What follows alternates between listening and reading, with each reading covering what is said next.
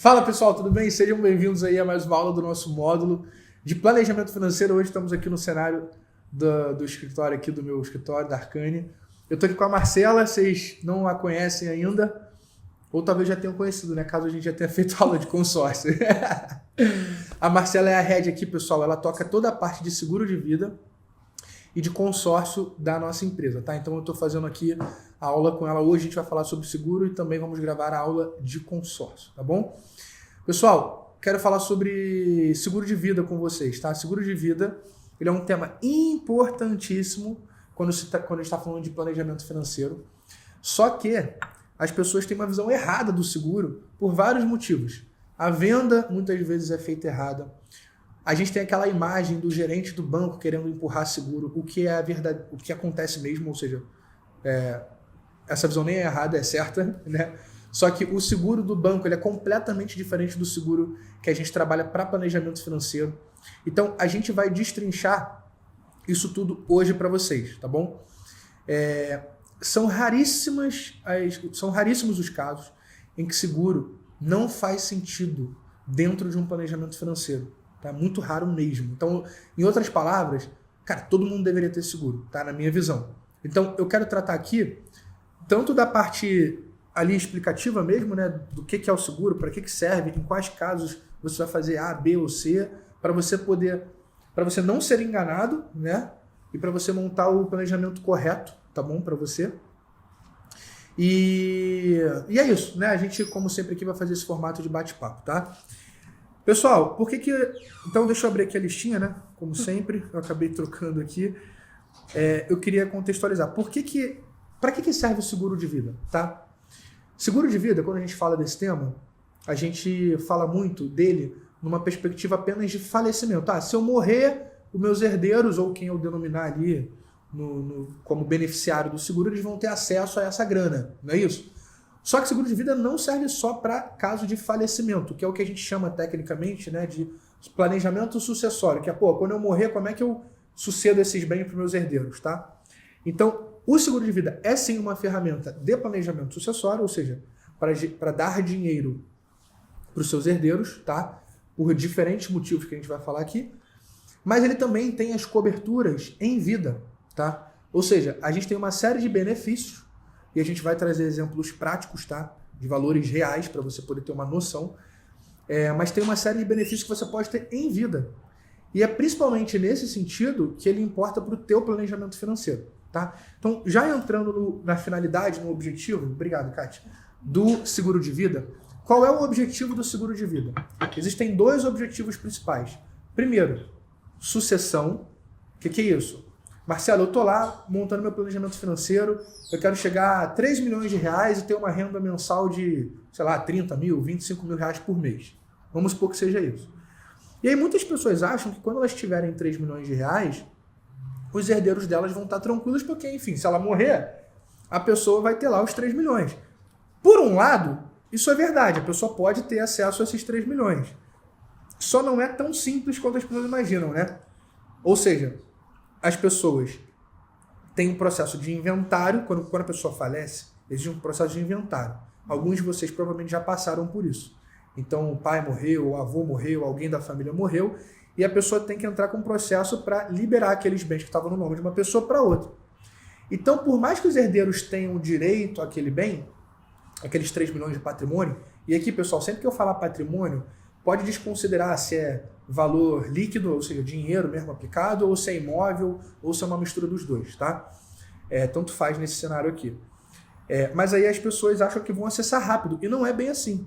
Existem processos de inventários que às vezes levam ali, na melhor das hipóteses, talvez uns 6 meses, mais ou menos, é isso? Se for o extrajudicial, ele costuma ser rápido, mas ele tem algumas regrinhas, né? Um número máximo de herdeiros, não tem que ter nenhuma disputa, e com muita sorte, você vai liberar até uns 3 meses. Pode ser. Muita sorte. Só que vocês, muito provavelmente, já ouviram casos de pessoas que ficaram 10 anos, 15 anos para conseguir liberar o dinheiro de um falecido, né? Então isso acontece. Por quê? Porque qualquer contestação que exista no meio do caminho, então um filho contestou alguma coisa do outro filho que tinha recebido um imóvel em vida, ou então uma ex-esposa Gente, qualquer probleminha que tiver no inventário, às vezes isso vira uma bola de neve ali, de tempo, né? Que a pessoa fica 10, 15, 20, 30 anos para conseguir ter acesso ao dinheiro, tá bom? Então não vou entrar nesses pormenores aqui, mas então esse é um objetivo do seguro de vida. É gerar uma liquidez, ou seja, gerar um dinheiro de maneira rápida e segura para os herdeiros darem entrada no processo de inventário. Ou seja, o cara que tem 3 milhões, se ele falecer, vai existir o processo de inventário. Na média, uma pessoa vai ter de custo, tá? 15 a 20% do valor que ela tem de patrimônio de custo. Ou seja, um cara que tem 3 milhões de reais, ele vai ter aqui mais ou menos 450 mil, 15%, tá? De 3 milhões, 450 mil de custo. Que custo é esse? A gente tem o ITCMD, que é o Imposto de Transmissão de Causas Mortis aqui no Brasil, tá? Aqui no Rio de Janeiro, esse ITCMD está em 8%. Existe uma discussão, sempre está lá na Câmara, uma discussão de aumento desse imposto, tá bom? Então, isso hoje fica indo e voltando lá na Câmara dos Deputados. Então, mas hoje é 8%, tá? Outros estados é um pouquinho menor e existe a probabilidade de aumentar com o tempo, tá bom? Eu lembro de uma conversa que eu tive uma vez com o Renato Folino, que era um cara de planejamento patrimonial lá da XP, dos clientes grandes e tal, e ele atualizava a gente desse tema. Ele falou, Marcelo, o pessoal estava com uma vontade imensa de aumentar esse imposto em final de 2019 e início de 2020, que foi justamente quando veio a Covid. Então, só que, veio a Covid, imagina, tu aumentar imposto de morte, né, de transmissão e morte, no ano onde você teve a Covid. Então seria extremamente impopular, né?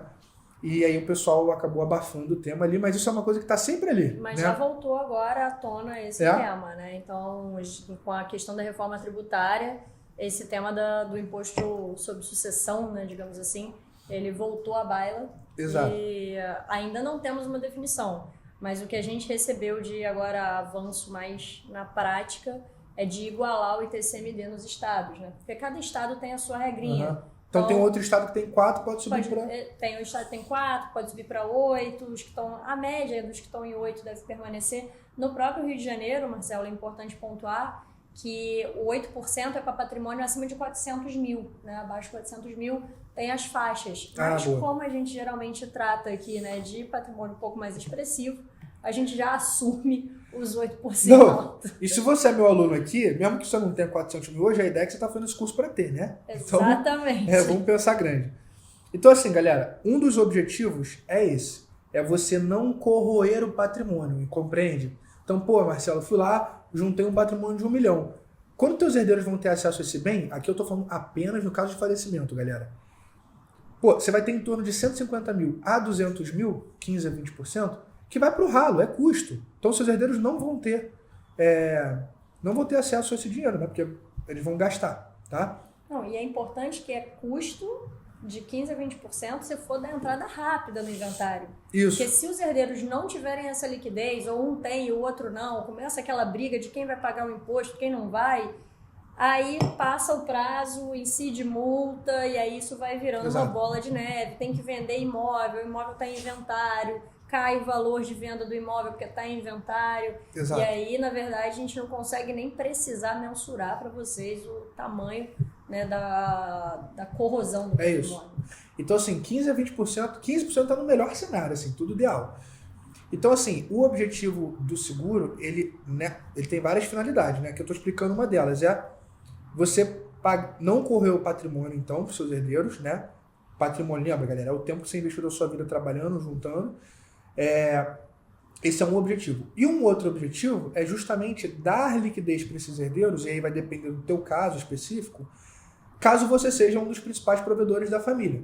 Então vamos supor, eu sou um pai de família, tenho 30 mil reais. Hoje vocês, a maioria de vocês aí conhecem ali minha vida, minha família. No momento que eu estou gravando esse vídeo, eu tenho 2 filhos. Se eu falecer, como é que fica a renda da minha esposa e dos meus filhos para a escola, remédio, né?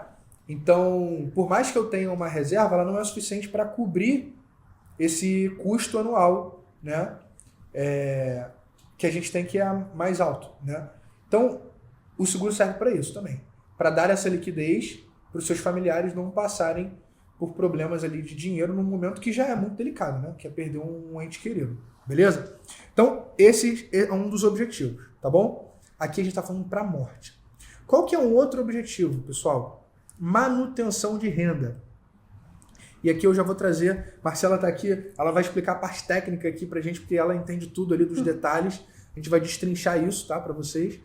Mas assim, muita gente fica preocupada só em juntar cada vez mais dinheiro e formar a reserva e fazer o dinheiro render muito.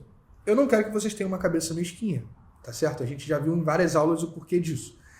Então, além de aportar com frequência, fazer o dinheiro render da melhor maneira possível, a gente tem que se preocupar em não precisar desse dinheiro. E aí é que está o ponto. Não precisar pegar aquele dinheiro que você está juntando para a tua aposentadoria ou qualquer outro objetivo. E aí é que entra o seguro de vida com os benefícios em vida, tá bom? Que ela já vai explicar. Então, vou dar o exemplo de um, só para ficar mais palpável isso que eu estou explicando aqui. Existe um pedacinho do seguro que ele serve para renda hospitalar. Caso você fique internado, em geral, a partir do 4º dia, você tem uma renda que você ganha por dia, né? Então, vamos supor que você seja um psicólogo, né? E você ganha 20 mil por mês. Se você ficar internado 10 dias, você vai ter, provavelmente, uma queda expressiva naquele mês da sua renda. Então, esse seguro serve para repor essa renda para você, tá bom? Tá claro? E aí, o que acontece se você não tem esse seguro, que eu estou dando só um exemplo? Acontece que você, para poder utilizar poder viver ali, né? Você tem a tua família, os teus custos, você vai ter que resgatar do investimento que você estava fazendo. Então, vamos supor que você aporte por mês, sei lá, R$1.000 por mês. Você guarda R$1.000 por mês. Se você, naquele mês que teve um problema, precisou usar 6 mil da tua reserva, você perdeu 6 meses de investimento, né? Você atrasou 6 meses de investimento. E a gente já viu, lá naquela aula que eu mostrei a planilha financeira para vocês, como que o aporte é o mais importante, né? Então, é muito importante vocês se atentarem a esse fator de manutenção de renda. Por que as pessoas, em geral, têm um certo preconceito contra seguro? Por mentalidade mesmo, mentalidade pequena, tá? Ou informação errada que é passada, ou porque o seguro, ela já teve uma experiência anterior com o seguro que foi ruim por alguns motivos, a gente vai tratar disso aqui também, beleza? Tá, acho que é isso. Vamos lá. Então, eu queria começar aqui explicando, vou pedir para a Marcela explicar, os 3 principais tipos de seguro. Um deles, que são os benefícios em vida, eu vou até pedir para a gente tratar direto no exemplo, que vai ficar melhor, né? Vai ficar mais palpável. Perfeito. Temos o resgatável, o temporário e o coberturas em vida. Vamos lá. Exatamente. Então, vamos lá. Tratando de seguro de vida, na verdade, a gente tem uma gama diversa de produtos no mercado. Mas, para simplificar, vamos entender aqui 3 grandes grupos, né? O primeiro são os seguros temporários. O que é o seguro temporário? É o seguro padrão, aquele seguro que você conhece do banco, que você vai pagar, enquanto você pagar, você tem a cobertura. Igual o seguro do carro, no momento que você parou de pagar, você deixa de ter a cobertura. E aí, né, tem os subprodutos ali, as subcategorias, que tem o temporário que renova todo ano, o temporário que renova de 5 em 5, de 10 em 10 anos, o temporário que dura 30 anos. Então, tem diversas linhas ali de temporário, dependendo da seguradora, dependendo do tipo de cobertura. Mas, grosso modo, é uma cobertura de seguro mais barata que você vai ter pelo período que você pagar, né? Aí, aqui, Marcelo, eu gosto sempre de deixar aquele alerta para os seguros tradicionais do banco, né? Até aquele seguro mulher, que às vezes as mulheres contratam, né? Tem uma... Esse eu nunca ouvi falar, não. Nunca ouviu falar de seguro mulher? Quando tem câncer de mama, câncer de ovário, é o seguro mulher. Sabia, não. Mas esses seguros, eles são temporários, renováveis de 1 em 1 ano. Então, assim, vale deixar o alerta para os seguros de banco, Marcelo, que são aqueles seguros que renovam todo ano, né? E aí, quando você vai contratar, ele é muito baratinho. Aí você vê lá, pô, R$30 por mês, R$50 por mês. Não, vou contratar esse aqui, vou ajudar meu gerente ali na meta dele. Ele vai aumentar meu crédito, vai aumentar meu cheque especial. Vou contratar. Só que nas entrelinhas, você não tá vendo, ninguém chamou a tua atenção para isso, mas tem lá que ele renova todo ano, e se ele renova todo ano, você ficou mais velho. Se ele ficou mais velho, o teu risco aumentou, o seguro acontece o quê? Vai ficar mais caro.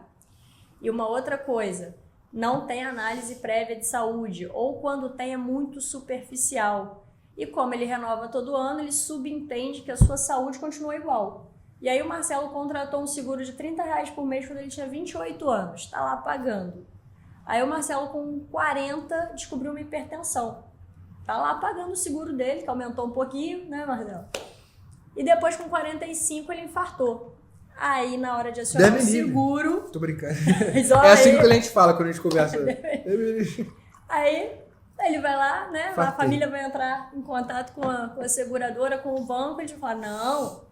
Mas o Marcelo contratou com 28 anos, ele não tinha hipertensão. Se ele ficou hipertenso, a gente não sabia. Não vamos pagar o seguro. Isso é comum, né? Então, assim, o que a Marcela está querendo dizer? O seguro tradicional do banco, ele é meio... Assim, eu não estou dizendo que você não recebe, tá, gente? Mas ele tem algumas coisas ali nas condições gerais, etc., que de maneira prática é muito difícil você no dia a dia ver, lembrar. Imagina, todo ano você tem que avisar o banco o que você teve de relevante. Aí você tem que saber o que é relevante. Enfim. E ninguém te conta isso. Exato. Tanto que para você fechar um seguro de banco normal, você entra lá, você fala pro gerente que quer fechar o seguro, ele vai rir de orelha a orelha, não vai te perguntar nada, talvez nem assine e a gente consegue fazer o seguro às vezes, né? Talvez sem assinatura. Então assim, é só para dizer que ele é um outro tipo de produto. Assim, quando a gente fala de investimento, tem 1 bilhão de investimento, certo? Então assim, tem gente que fala que poupança é investimento, título de capitalização é investimento. Então assim, é mais ou menos a mesma coisa. Quando você vai investir em corretora, tudo que a gente está aprendendo aqui, é um outro mundo. Então tem produtos bons, produtos ruins, etc. Então seguro é a mesma coisa. O que a gente quer passar aqui para vocês é qual que é o filé mignon desse mercado de seguros, né? Para vocês conhecerem. Então, muito cuidado porque o seguro do banco, ele tem essa característica, tá? Mas é importante dizer que esse é um ponto de alerta, né? Não quer dizer que porque o seguro do banco não vai te atender, que todos os seguros temporários são ruins. São ruins, exato. Muito pelo contrário. Tem seguros temporários de seguradoras que são especializadas, né, na linha vida e que são seguros muito bons e que dentro do seu planejamento pode ser que faça muito sentido. Exato. A gente usa com frequência seguros temporários, por exemplo, para quem tem filho em idade escolar, para quem ainda tem um período produtivo muito longo, onde a despesa é alta, mas o orçamento ainda não tem muita sobra, né? E aí o seguro temporário ele pode se encaixar muito bem no primeiro momento. Exato. Então, tem o uso correto para cada tipo de cobertura. Exato. Eu acho que esse é o primeiro ponto de atenção. Exato. Assim, ela falou aqui do temporário, né? Então, resumindo, pessoal, essa primeira parte. Qual que é o seguro temporário? É um seguro que você paga, todo o valor que você paga anualmente, ele não é resgatável. Ou seja, é igual o seguro de carro, como ela falou. Paguei, não dei PT, não bati, beleza, ficou lá com a seguradora, tá? O outro seguro que existe, então o temporário ele tem que ser um seguro muito mais barato, tá? Mesmo a gente falou aqui do banco e tal, tem seguro temporário bom, em seguradoras boas, que a gente vai apresentar, mas ele não tem esse caráter de resgate. Que caráter é esse, Marcelo? O seguro resgatável, eu vou dar números aqui só para ficar claro. Vamos supor que eu faça um seguro de 450 mil. Tá? E eu vou pagar 1.200 por mês. Esse é o temporário. Aí de 10 em 10 anos eu tenho que renovar. Então quando eu for renovar depois de 10 anos, ele vai ficar mais caro. Por quê? Porque eu fiquei mais velho, meu risco aumentou. Depois de 10 anos eu vou ter que renovar.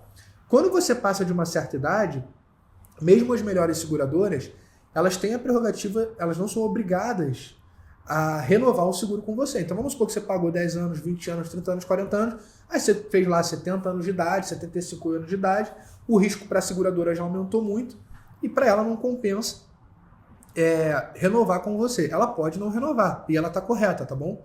Então você tem esse risco aí no temporário, tá? Qual que é o resgatável? O resgatável é um seguro que ele tem um caráter diferente, porque você compra a apólice, tá? Existem vários modelos. Eu vou explicar aqui o que a gente acha o melhor, a nível de custo-benefício, que é o resgatável de 10 anos. Como é que funciona ele? Então vamos supor o mesmo exemplo, que eu vou fazer um seguro, a gente trouxe os exemplos já para falar principalmente das coberturas em vida, mas só para ficar claro porque eu acabei de fazer uma aula que estava com esse número na cabeça. Vamos supor que eu vou fazer um seguro de 450 mil e eu vou pagar 20 mil ao ano, ou seja, bem mais caro, teoricamente, do que o de 1.200. É o mesmo valor, que vai ficar com meus herdeiros. Só que esses 20 mil que eu estou colocando lá todo ano, a partir do 9º ou 10º ano, geralmente, eu consigo resgatar, se eu quiser, corrigido da inflação. Ou seja, primeiro ano, 10 mil. Perdão, 20 mil. Segundo ano, mais 20. Terceiro ano, mais 20.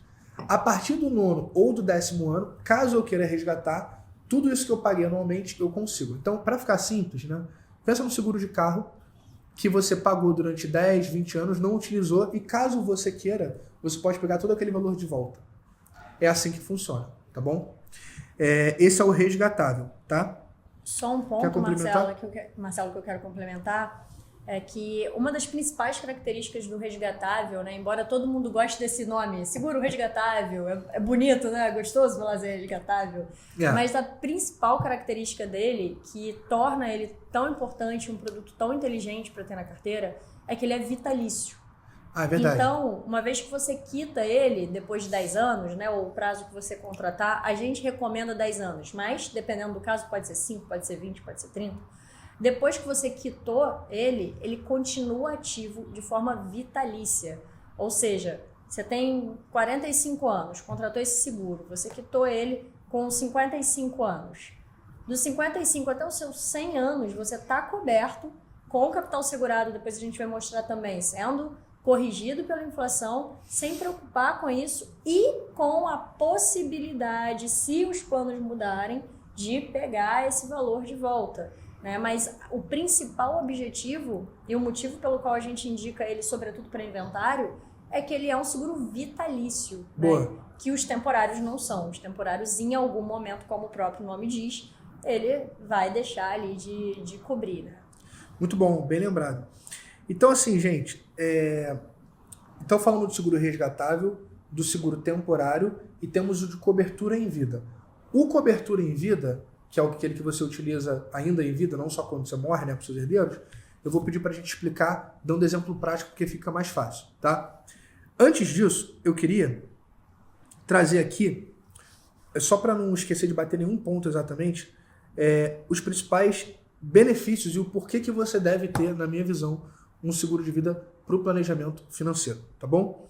Então, primeira coisa que a gente falou aqui é proteção financeira para imprevistos de saúde, tá? Sem depilar o patrimônio.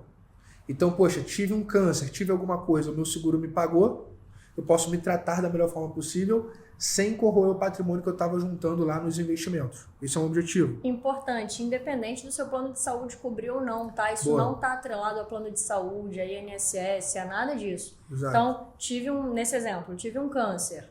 Meu plano de saúde cobriu tudo. Tudo bem, o valor que você recebeu do seguro é seu, você vai fazer o que você quiser com ele, né?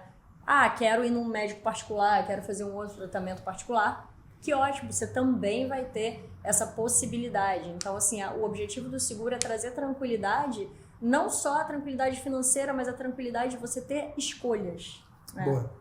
É isso aí. Então, outro que eu coloquei aqui, ó. Se preocupar com a escola do filho. Vamos supor que você seja um pai ou uma mãe de família, tem uma renda ali relevante para casa. Vamos supor que a tua renda familiar é de 30 mil, né? Então hoje você paga uma escola boa para seus filhos e tudo mais, mas olha, você está ainda começando a juntar a tua reserva e caso você faleça, os seus filhos, como é que eles vão estudar? É uma preocupação que você tem. Então, poxa, pode ser que o temporário nesse caso faça sentido. Por quê? Porque você vai pagar, mas é só até seus filhos crescerem. Então, não precisa necessariamente ser sempre o resgatável, vai depender do objetivo. Gente, é igual a carteira de investimento. Cada pedaço do dinheiro ali ele tem uma finalidade, tem um objetivo diferente, tá? Então, seguro é a mesma coisa. Sem querer complicar muito, mas só complicando um pouquinho, falando de educação dos filhos, por exemplo, a gente tem uma cobertura específica que é o temporário decrescente. Esse encaixa perfeitamente na educação dos filhos, porque você paga mais barato ainda por ele, contrata um capital segurado alto, e à medida que os anos vão passando, esse capital segurado ele vai decaindo. Capital segurado, pessoal, é o valor que os herdeiros, você recebe. Que os herdeiros receberiam, só para ficar claro. Isso, então, obrigada. Por exemplo, poxa, eu tenho um filho de 2 anos, você faz uma média ali de quanto você vai gastar de escola e faculdade, depende do que você estiver pensando. Nos próximos, 20 anos, então você faz um seguro de 20 anos, que é o que ela falou, ele começa, vamos supor, em 1 milhão e vai caindo, né? Então teu filho vai crescendo, já passou mais um ano. E você já pagou mais um ano de escola. Exato. A sua necessidade diminuiu. Aí o seguro vai diminuindo até chegar no final dos 20 anos ou do período que você programou. Esse seguro ele deixa de existir e você deixa de pagar. Né? Então, só para vocês entenderem a diversidade, a gama de produtos que tem e que depende realmente do seu planejamento, da sua necessidade. Uma das características que eu mais gosto, eu pessoalmente mais gosto, ele é, na prática, o seguro... Aí estou falando especificamente do resgatável, tá, pessoal? Ele é uma compra de patrimônio contratual. Não tem erro, tá? Por quê? O seguro resgatável, que é esse que eu dei o exemplo, né? 450 mil, vou pagar 20 mil por ano. É o exemplo que eu dei. Quando você paga lá 220 mil por ano, você em 10 anos comprou a pólice. Ou seja, você não precisa pagar mais nada a partir do 10º ano e você continua com o teu seguro ativo. Então, se você morrer no ano 23, né, no 23º ano, seus herdeiros vão receber e você não estava pagando a partir do 11º ano. Tá? Então, você comprou 450 mil de patrimônio por 200. Olha só que interessante. Teve uma vez que eu peguei o caso de um cliente, eu fui fazer o planejamento financeiro dele, aí ele tinha uma grana para investir, queria aportar todo mês, e aí no bate-papo ali eu perguntei, cara, você tem alguma preocupação assim de deixar um valor para os seus filhos, alguma coisa? Porque depende da cabeça de cada um, né? E aí ele falou que queria comprar um imóvel para cada filho dele no valor aproximado de 1,5 milhão. Eu perguntei, mas por quê? É porque você tem medo de acontecer alguma coisa com você? Ele estava ganhando bem ali na época, ele fechou um contrato, mas que poderia mudar a qualquer momento, né? Depois do prazo do contrato, ele poderia reduzir a renda dele. Aí eu falei, por qual motivo você quer comprar esse imóvel? É para, caso aconteça alguma coisa com você, eles terem onde morar, ter ali um lugar para ter uma renda, enfim, por que você está pensando nisso? Ele falou exatamente isso, que é uma preocupação de deixar alguma coisa para os filhos caso ele faleça, caso ele morra, tá bom?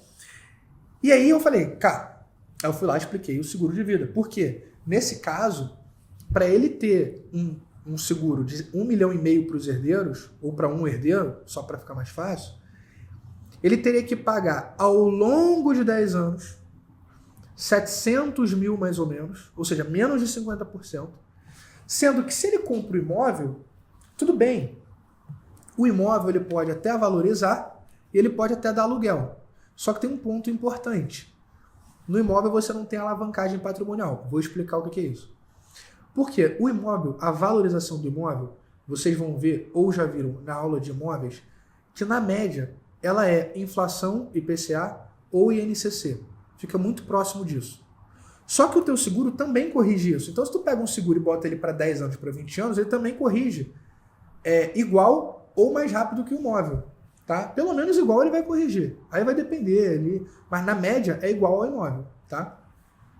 Só que é o seguinte, se eu chegar para você e falar assim, o fulano, que era o cliente, você gostaria de comprar um imóvel de 1,5 milhão, que é o que ele tinha na cabeça, por 700 mil? Qualquer um vai falar, obviamente, que sim. E é exatamente isso que aconteceria no seguro, com o seguro no caso dele. Só que é o seguinte, se ele paga o primeiro ano do seguro, tá? Vamos supor 70 mil. 30 mil, 35 mil, tá? 60 mil que seja. Ah, não, eu dei o exemplo de 700. Vai, vamos supor, 70 mil, ele paga 70 mil. E ele falece um dia depois, tá lá, 1,5 milhão na conta do... Por isso que é a alavancagem patrimonial. Entende? Então, assim, esse é um ótimo instrumento para caso você se preocupe com isso também, tá? Com deixar um valor para os seus herdeiros, tá? E aí essa preocupação ela varia de pessoa para pessoa. E você compra o patrimônio. É literalmente isso, você comprou, tá? Não tem como... A única pessoa que pode cancelar o seguro, esse que a gente está falando, no meio do caminho, é você, é o cliente. A seguradora não pode cancelar com você porque tem uma análise prévia, a gente já vai falar disso. Então, assim, pessoal... Isso aqui é um dos benefícios que eu mais acho legal. É importante, tá? né? O patrimônio vai para o seu herdeiro, nesse caso, sem passar por inventário, Exato. sem incidir ITCMD, não incide nem imposto de renda. Então, é uma transferência limpa de patrimônio. Porque se a pessoa compra o imóvel... Se ela compra o imóvel, falece, esse imóvel entra no inventário. Entra no inventário. Então, vai incidir imposto e vai ter aquele tempo lá da burocracia e etc. Aí, pô, sem contar, momento... tempo que ficou desalugado, manutenção que pode acontecer, todas aquelas Condomínio. coisas. Tudo aquilo que a gente já tratou na aula de imóveis, tá bom, pessoal? Então, muita atenção aí a isso. Então, liquidez é livre de impostos, tá? Então, o dinheiro, quando o herdeiro recebe, é livre de ITCMD, de imposto. E de tá? imposto de renda também. De imposto de renda também, boa. Opção de escolha no futuro quanto a resgate, tá. Então é isso. Caso você, no futuro, queira resgatar, vamos supor, então, vamos lá. Fiz um seguro para sucessão. Meus filhos cresceram, tão rico pra caramba, se deram bem na vida. Por algum motivo, isso não é uma preocupação mais para mim. Se você quiser resgatar, financeiramente não vale a pena, mas se você quiser, por qualquer motivo pessoal, você resgata corrigido na inflação. Ou seja, você não perde dinheiro, tá? E aí eu já queria chamar a atenção aqui, Marcela já passou por muitos casos que as pessoas, chegam um cliente, né? E a pessoa chega com aquela cabeça achando que seguro é investimento, fazendo essa comparação, o que não é. Sim, sempre. Porque não é. Seguro é uma coisa, é proteção, não é investimento. Então esse dinheiro, o objetivo dele, por mais que você possa resgatar a partir do 10º ano em geral, ele não é investimento, ele não vai render igual ao investimento, porque investimento a gente quer que renda acima da inflação e o seguro ele apenas corrige a inflação, tá? Não é nem o objetivo dele, né? O seguro, ele é chamado de ativo de proteção. Então, é um ativo dentro da sua carteira, é importante existir, mas a função dele é proteger, né? Não é rentabilizar, não é acumular o patrimônio no sentido de rentabilidade. É igual, né? Gente, pensa sempre igual o seguro de carro. Você paga seguro. Vamos lá, só botar no último ponto aqui que eu vou falar disso. Congelamento de risco. Quando você faz o seguro nessas seguradoras que a gente vai falar para vocês, você congela o seu risco. Então, conforme você vai ficando mais... Por isso que corrige apenas IPCA. Não corrige o teu aumento de risco. Ou seja, igual o plano de saúde, você paga o plano de saúde. Ano a ano ele vai ficando mais caro, porque você vai ficando mais velho e a chance de você ficar doente é maior. Então, você aumenta ali o custo do seu plano de saúde. O seguro de vida, não. Você tem que ser, primeiro, admitido pela seguradora. Se ela te admitiu, topou fazer o seguro com você, você é a única pessoa que pode cancelar com ela, tá? E ela congela o seu risco. Por isso que, aí eu já entro no outro ponto, que é, qual que é o melhor momento de fazer seguro de vida, gente? Não importa se você que é um jovem. Eu, quando fiz o meu primeiro seguro de vida, eu não era nem casado, nem tinha filho, mas eu fiz lá um valor já. E fiz até um valor maior do que eu precisava na época, que eu vou explicar como calcula. Porque eu já estava projetando um aumento da minha renda, um crescimento financeiro, e eu achava que algum dia eu ia ter, enfim, uma família, né? Então E aí ficou muito barato. Você vai ver a conta que a gente vai mostrar aqui, no meu caso ficou melhor ainda. Então, quanto antes fizer, melhor. Aí voltando, pensa no seguinte, como se fosse um seguro de carro. O seguro de carro, você não paga porque é um excelente investimento. Você está se protegendo porque, sei lá, se você for roubado, ou se você der um PT, ou se bater e o conserto for muito caro, vale mais a pena pagar, sei lá, 2 mil por ano, 5 mil por ano, aí vai depender do carro, mas é sempre proporcional, né? Quanto custa... Quanto maior o custo do carro, maior o custo do seguro. Quanto mais caro o carro, exatamente. Então, e se você bate mais o carro, teu seguro também fica mais caro. Teu seguro fica mais caro. Então, assim, a lógica é a mesma. Para as pessoas que têm um patrimônio maior, o seguro ele fica um valor maior. Só que ele fica proporcional ao patrimônio da pessoa. As pessoas, Marcelo, mas seguro, eu ainda estou juntando dinheiro, ainda vou aportar tantos mil por mês para criar uma renda passiva. Não importa. O teu seguro vai ficar muito barato, né? Porque está proporcional ao teu patrimônio, aos teus objetivos. Tá? E aí eu já vou dizer como que a gente faz para ver esse caso a caso no final da aula. Mas só voltando rapidinho no congelamento de risco, né? Você estava falando do congelamento de risco, dessa análise prévia de saúde, congelamento do risco para ele não ficar mais caro ao longo do tempo. E o congelamento do risco, Marcelo, ele tem um outro benefício que é muito importante a gente lembrar, que é uma tranquilidade e uma redução de burocracia na hora que você precisa acionar o seguro, que é a hora que de fato interessa, né?